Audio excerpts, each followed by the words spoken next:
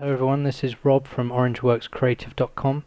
Today's tutorial we're going to go over a quick start guide for Lightroom 5 to get you quickly editing photos.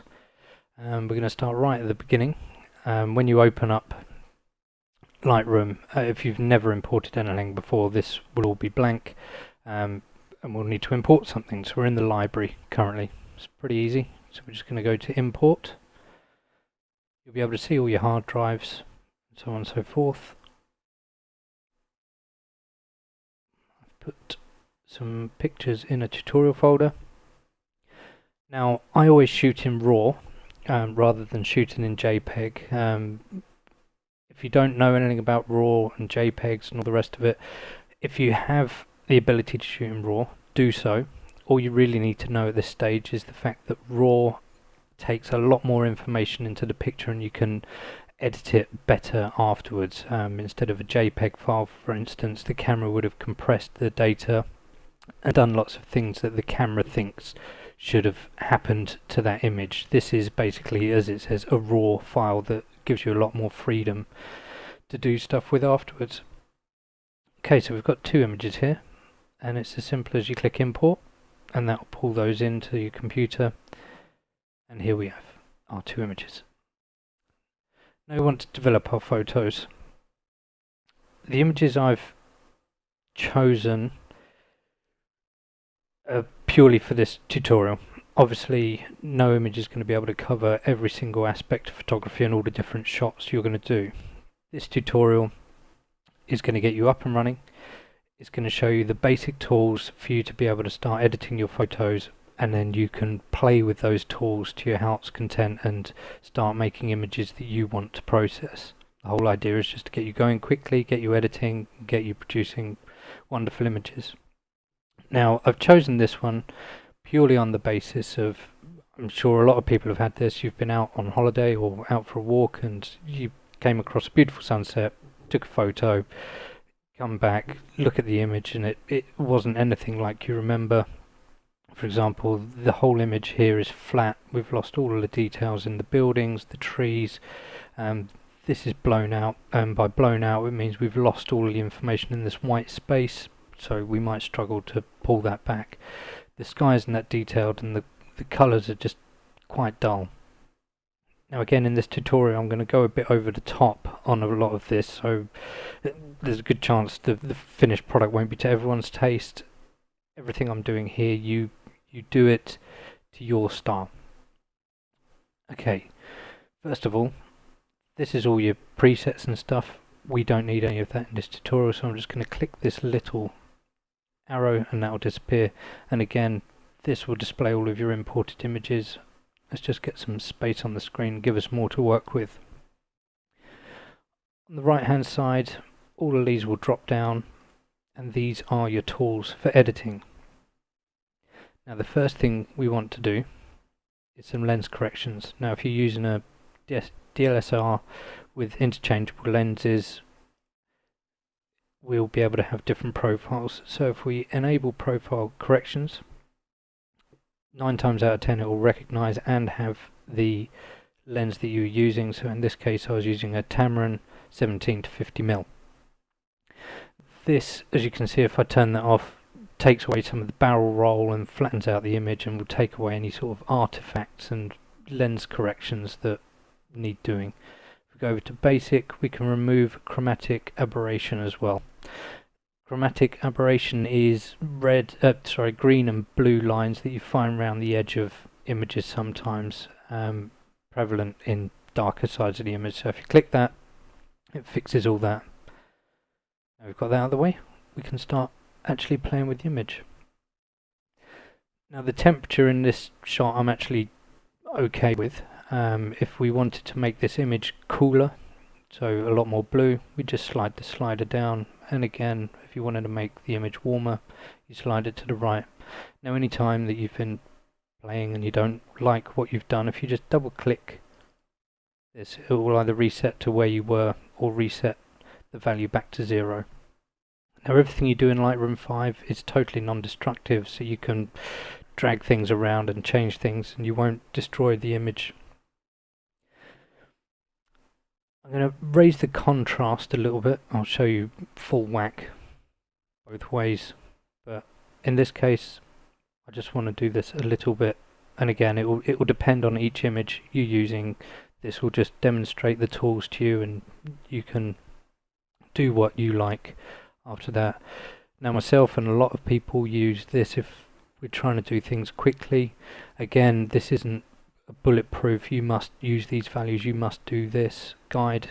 So in this case, because I've got a lot of bright area in the top, I want to pull the highlights right down, and already it's brought some details back into the sky. We've got some more clouds here, and then I'm going to pull the shadows all the way up to the top, and straight away we can see these rocks that weren't seen before. The buildings are back in, and we've even got some people sitting down here, and the telescope in the background. Now, as I say, you don't have to go all the way to the top, you can pull it down a little bit. Always edit to taste and how you want your image to look. Now your white and blacks, now we've done that, we've got a very, very flat image. Now I want to bring some of the proper contrast and put some punch back into the image. Now if we click and hold this and then press the Alt key, the screen will go black.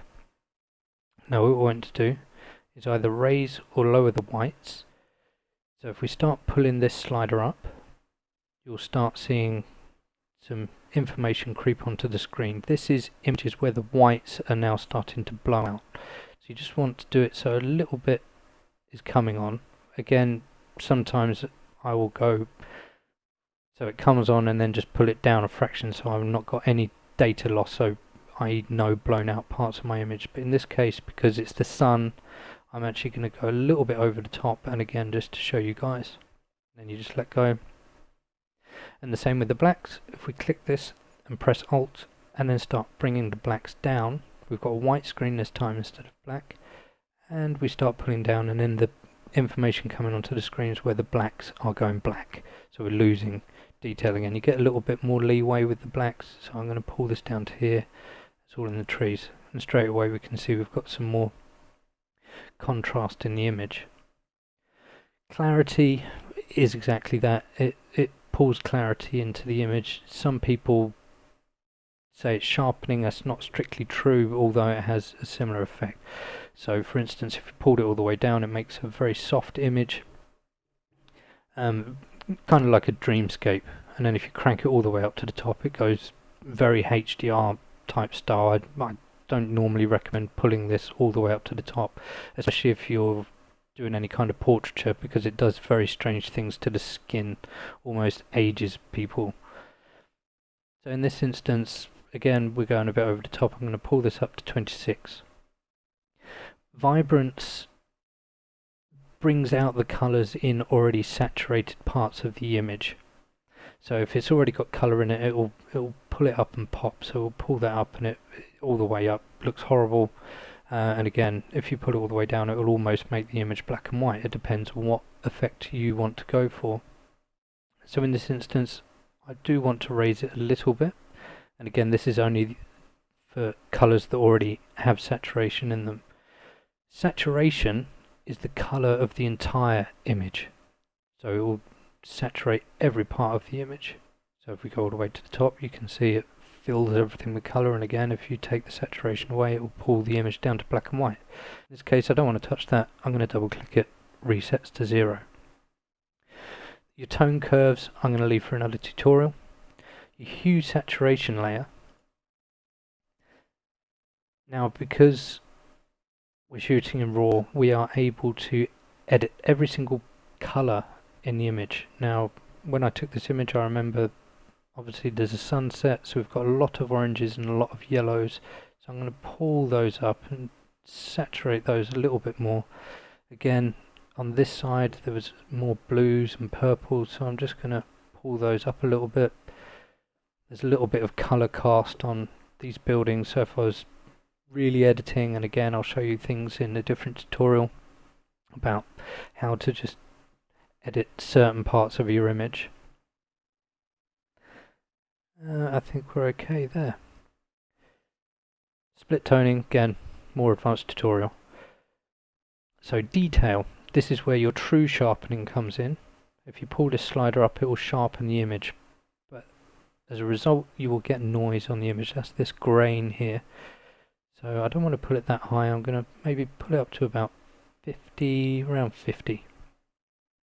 But I also now want to deal with the noise. You can do noise reduction through your luminance and color noise. There's two different types of noise on your image. One is the luminance, so the light noise, and then the color is the noise in the color. So I'm just going to pull that up, and as you can see, it starts softening the image here. Then I might pull up a little bit on the color as well. Close that down. The effects, this is where you can start playing with the vignette and stuff like that. Now I am going to put a vignette on this, one to show you how to do it, and two just to draw your eye into the middle of the image. If you pull to the right, it will start pulling a white vignette onto the image, and then if you start pulling to the left, start getting a black vignette. I don't want it too heavy, I just want a slight touch, so maybe -21. Again, the settings will change for every single image you use.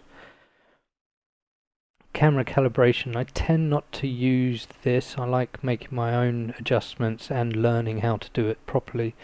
If you're shooting JPEG, you won't have these options at all. For example, you've got profiles. So if we were shooting a landscape, you'd select that. It's not far from where we've got already, and it's how Adobe thinks the image should be processed. Now sometimes it might be great and you might get exactly what you want, but this is closer to how I remember it when I was looking at it. 9 times out of 10 you can leave your image here, you'd be finished. Now a few things to check is that you've got your horizon in the middle. So these tools is your crop overlay. You can change the size of the image and fix your horizon. You've got a spot removal tool. That's exactly what it says on the tin. If you're doing portraiture, you can remove a freckle or a blemish or anything else. If we had a bird in the sky here that we wanted to get rid of, we could use the spot removal tool. Click that, select another part of the sky. Again, for more tutorials, come back, subscribe, and I'll explain in another video. Red eye correction, graduated filter I will show you today, and we'll try and bring out a little bit more detail into the sky with it. Radial filter, that's exactly the same as a graduated filter, apart from it's round. And the adjustment brush, we'll do a full tutorial on the adjustment brush and show you some cool lighting effects and stuff like that that you can do with this. Now I just want to check my horizon. I've not picked the best image to do that because we've got a mountain range in the background. Obviously everything's a bit wonky, but just for the tutorial's sake, you just select and do it like a spirit level, kind of work out where your horizon would be, drag that across, release, and then it straightens your image out. When you've finished, simply click done, and that's done. Now, as I said, graduated filter, you select this, go onto your image, click your left button, drag down a little bit. Again, play with this, you can't do anything wrong, so it's all just experimentation. In this case I'm going to drag it about there, and then I'm going to move it down so I'm covering the whole sky, so it's just touching the top of these mountains.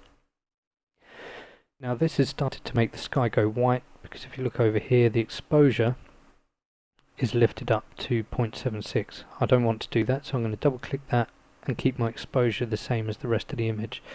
Now this graduated filter is, think of it as another layer you're putting on top of your image. We are now editing a layer that's sitting on top of that photo. Now what I do want to do is perhaps pull the contrast up on just this, and just for the sake of the tutorial I'm going to pull this right up, and now we've got more detail around here. We've got darker blues, it's pulled some more of the stripes of these wispy clouds, and it's put a bit more dimension onto these clouds here. And again, similar with clarity, you just keep adjusting to taste. If you go completely overboard, it looks unnatural, and that's what I try to do with all of my edits. Not this one, admittedly. Is the idea of editing for me is to make a natural looking photo that looks superb but doesn't look like it's been interfered with. You want a natural looking image. That's just my taste. Some people like these kind of things where it's impact, unnatural, but creates good visual experience. Once you've finished with your graduated filter, and you can play with further things, you can saturate and really bring colours out in the sky. I don't want to do that here, but you get the idea. Once you finish that, you can click done, and then within a few minutes we've completely transformed what was a very, very flat photo. So if we just click this little arrow here, that will disappear, and if you go down here you can see your before and after views. So this was the original grey, flat, dull image, and within a few clicks, a few slides, we've completely transformed it. So I hope you've learned something. Don't be scared of it. Now you know the basic tools, you can get in and play. People are put off thinking it's very complicated software. It's very powerful software, and you can get very involved and do some incredible things. But if you just want to do some quick editing on your photos, this is a great way to start, and you can do fantastic things. As I said, if you do want to learn more about it, along with other Adobe products, photography in general, making film, do click subscribe. Will be regular updates, and we hope to see you then. Thank you very much.